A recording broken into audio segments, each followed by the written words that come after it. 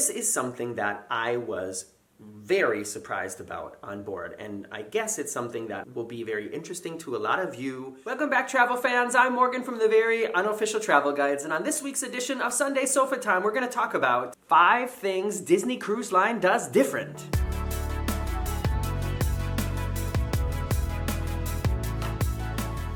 How about some alliteration early in the morning? It is Sunday, February 2nd. Bye-bye, January. You were good to me. And in the normal upload schedule here on the channel, I have been doing a lot of videos about our Carnival cruise, which was our first cruise of the year. But directly after that, we did a Disney cruise, and I thought, to switch things up a little bit, that this week's Sunday Sofa Time would be then about Disney to sort of, just give you a little bit of insight and things to look forward to. I have come up with 5 things that I noticed on this was our only Disney cruise. We've only done one Disney cruise, but these are 5 things that I noticed were different or, noticeably different or worth talking about, plus one bonus extra one at the end. So basically what I'm saying is it's 6. These are things that, I think probably if you are really into the cruising world, I don't think any of these things are gonna surprise you, but if you're on the edge about a Disney cruise, or if you've never really heard about Disney Cruise Line or anything, then these will be things that will maybe surprise you. And the first surprising thing that Disney does different that I wanted to mention is soft drinks are free.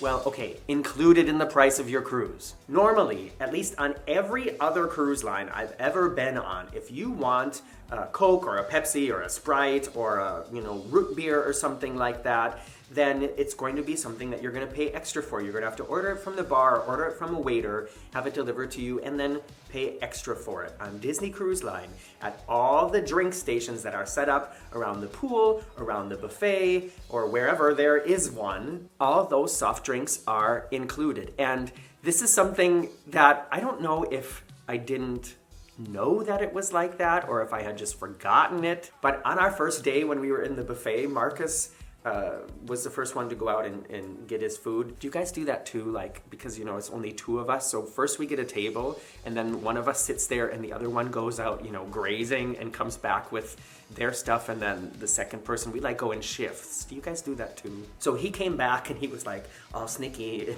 he's like, I just got a Coke from the machine, but I don't have the right kind of cup. Because we're used to, when you go to the Disney resorts, they have these high-tech cups, and if you haven't paid for the proper drink, when you try to press the button on the thing, it just won't come out. And then we realized shortly after that anybody can have those things. So huge bonus. And actually, Disney cruises are a luxury level price range, but when you consider that the basic drinking package on other ships for non-alcoholic beverages is also an additional cost that a lot of you probably pay for, and if you consider it's included in the price of Disney cruises, then that's kind of a big bonus, you know what I mean?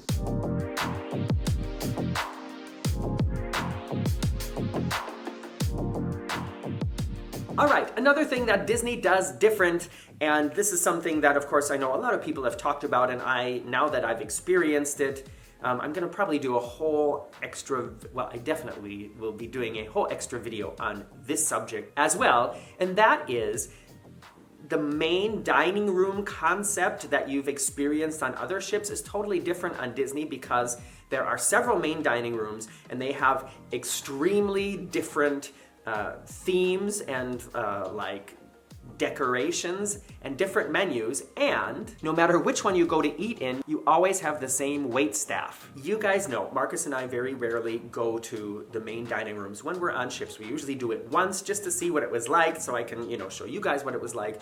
And most of the time, we just enjoy eating in the buffet, so we can try a little bit of this, a little bit of that, ooh, a little bit of that, a lot of that, maybe a little bit of that. We like to just hang out by ourselves and, go at our own pace, and that's why the buffet is more our style. But there are these, large dining rooms sort of left over from old school traditions where you can go and sit at larger tables and meet other cruisers, and waiters come and they do tricks with their napkins, and we really don't enjoy it. And so Disney has kind of changed that a little bit in that they have, at least on the Disney Dream that we were on, there are 3 main dining room areas, and they all each have their individual sort of theme and feeling to it. And you have a schedule. So on your card, it will tell you what night you are assigned to eat in which dining room.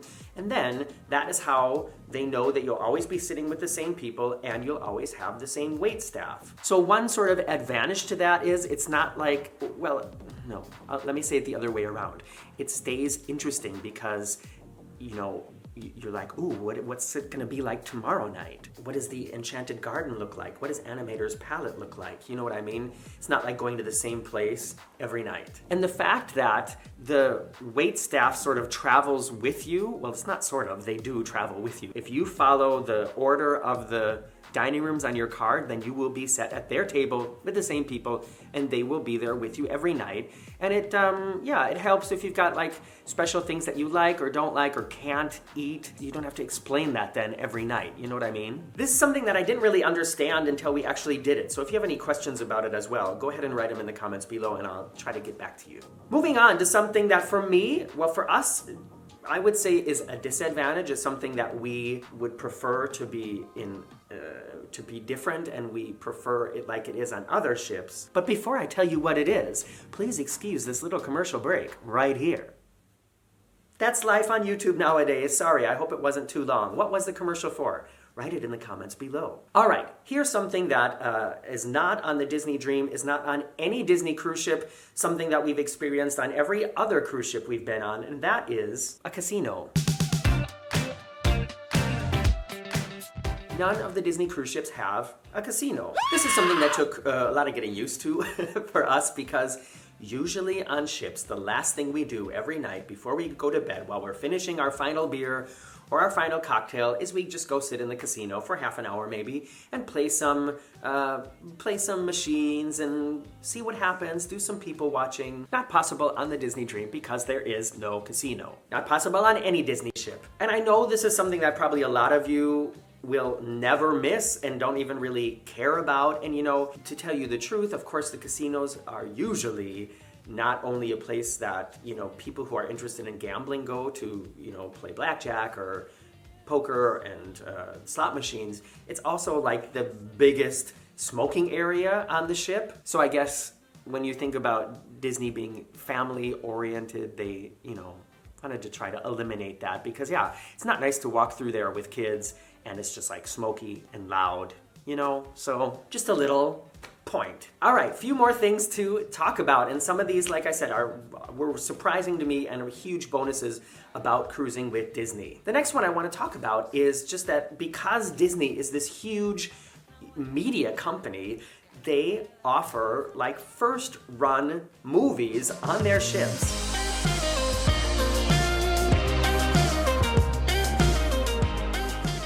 We saw the new Star Wars movie on our cruise, and it was released like shortly before Christmas, and we were on the Disney Dream the second week of January. So this is something that potentially, you know what I mean? Like back at home, I paid, you know, $15 to go see it on a huge screen in 3D the second day it came out. Actually, you know, 15 euros. Sorry, let me correct myself. And it was running on the Disney Dream included in the price of your cruise. So we didn't pay anything extra to go see it. And I have to tell you something. They have like a dedicated movie theater on the ship, not like a theater that they use for other things as well. It's like a movie theater. That's all they show in there. And the quality was, I don't know if this is possible, but it was like, it seemed to be way better than my movie theater here at home. It was a huge screen. The 3D was like perfect and it was so loud. You guys, it was so loud. Going to see a movie like Star Wars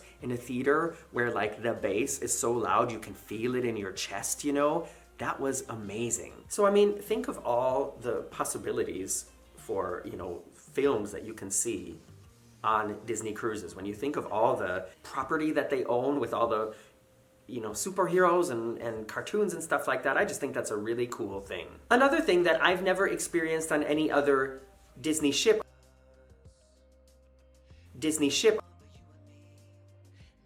although I have had it on hotels. I think the hotel that we stayed in Barcelona before our last cruise out of Barcelona offered this. That is, Disney offers wave phones is what they call them.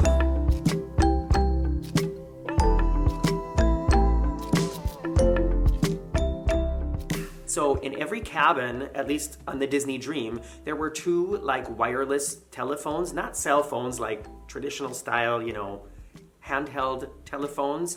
And they are connected to each other, and so it's like a shortwave radio that you can have for free and use for free on board, and they work anywhere on the ship. So especially if you're a family and you're splitting up, that is a fantastic way to be able to keep in touch and let the other people know where you are and what's going on, or get in touch with other people as well. Marcus and I were talking about how outdated it seemed though, because Disney also offers an onboard app that you definitely should download before you go on board.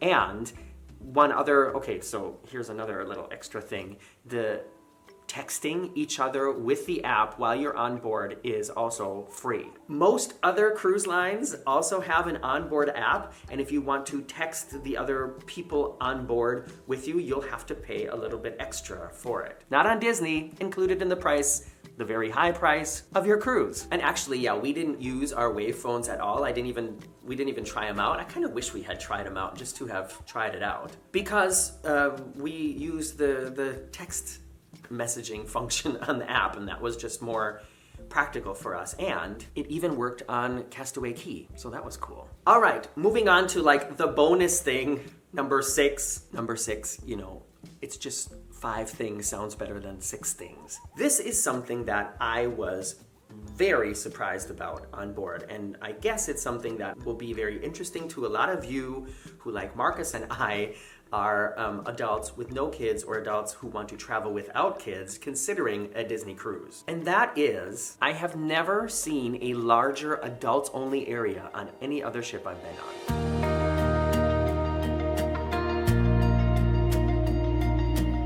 Yes, Disney caters to families with kids. Yes, there were so many kids on board. So many kids. There were a lot of kid-friendly, family-friendly activities. However, 2 huge areas of the ship are reserved for adults only. There is an entire pool and bar area and like splash pool, like chill out pool, and a gigantic sun deck with nicer sun chairs than on like the normal pool deck up at the front of the ship. Huge area. And after a certain time at night, I think it's 7 o'clock or maybe 9 o'clock, all the bars at the back of the ship are also adults only. So I'm talking like, how many bars was that? There's that one and that one and that one. Like 5 or 6 bars, like a whole area at the back of the ship inside.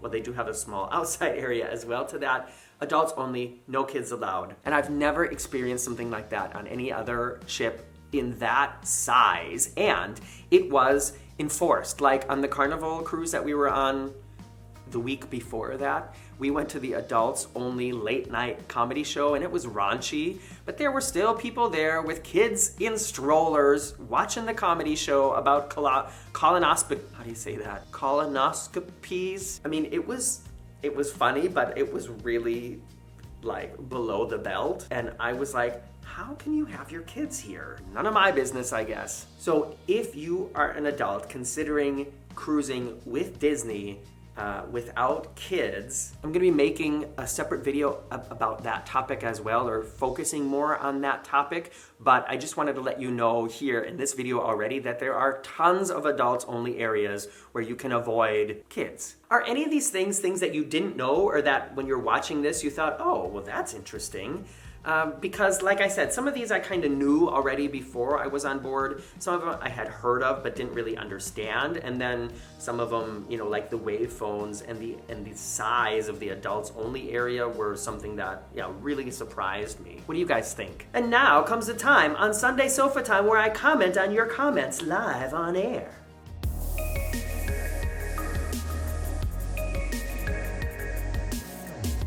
In last week's Sunday Sofa Time, I was talking about our Carnival cruise, which, like I said, is what is the main subject on the channel now. It will be for the next several weeks, but then we get to the Disney cruise videos. And I just talked about in detail what it was I spent money on after we paid for the cruise, what it was I spent money on board, and how much the different things cost. A lot of people have been giving really good feedback. It's been a very popular video, and I'm happy that I can help you guys, figure these things out before you travel. And the first comment I want to read here is a really good one. This is from a woman named Linda Sensibo, or Linda Sensibov. Linda, I don't know you, but after reading this, I'm kind of picturing you sitting in like a chaise lounge with like pearls, drinking a glass of champagne or something like that. So as I'm reading this, you guys imagine Linda looking like that as well. Linda says, if you are giving public info organized for travelers, I suggest you do videos on how to get a passport, visas, what country and cost, excellent mid-range hotel suggestions, and one, please talk about taking cruises of 30 days or more. We are avid cruisers since the 80s. I find that all the YouTube videos about cruising are extremely generic. Like, no meat. I don't need to know what a drink costs. Your info needs to hit the target, and I am the target. You have cruise experience and seem to be giving info to people that cruise for 7 to 10 days. We cruise 30 plus days at a time. I've done 3 cruises since last year, and I'm off to the Amazon for 36 days in March. The older retire group is highly undeserved. Linda. Well, Linda, I'm so sorry that this channel is not for you, but I don't imagine that it will become for you because I'm not retired. I don't have the opportunity to cruise for 30 plus days, and I make videos about the things that I like and that I think most of my audience likes, and I'm sure that there are other channels out there that are more what you're looking for, and have fun on your 36-day cruise through the Amazon. Sorry. There's a construction zone next door. I'm sure you guys can hear that now. Next comment is from La Lore. La Lore writes, or L.A. Lore, my cruise massage was the best massage I've ever received. So much that my husband and I went twice. Pricey, but worth it. I'm glad. I'm really glad you had a great massage on your cruise. And like I said, like the massage that I had on the Carnival Sunrise was a really good massage. It's just when I compare it to the massages that I can get here on land, and actually I just had one yesterday, I just find that the price compared to the services offered is not.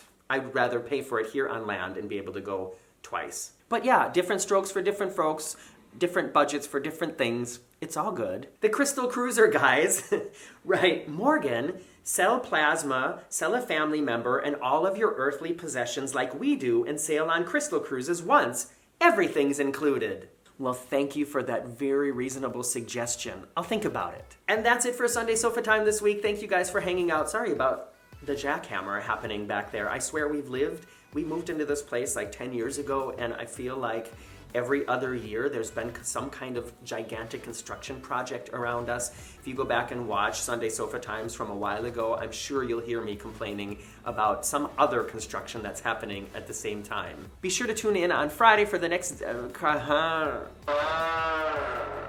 Be sure to tune in on Friday for the next video from the Carnival Sunrise, and I'll be back here next week for Sunday Sofa Time as well. Bye-bye.